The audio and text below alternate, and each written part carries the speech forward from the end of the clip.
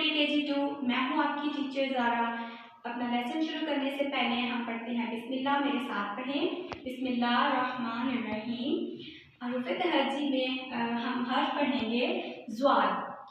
ज़्वाद से ज़ैफ, ज़्वाद से ज़ैफ, ज़्वाद से ज़ाया, ज़्वाद से ज़ाया, ज़्वाद से ज़िद्दी, ज़्वाद से ज़िद्दी।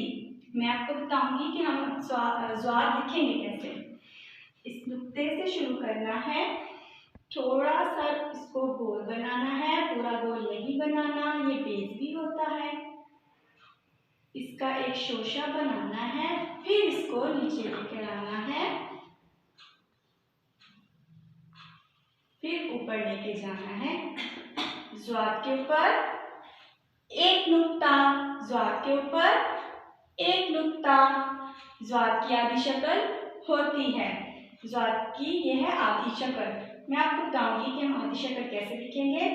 इस नुक्ते से शुरू करना है, राउंड बनाना है, थोड़ा सा गोल, ये बेस भी पूरा गोल नहीं होता, बेस भी होता है।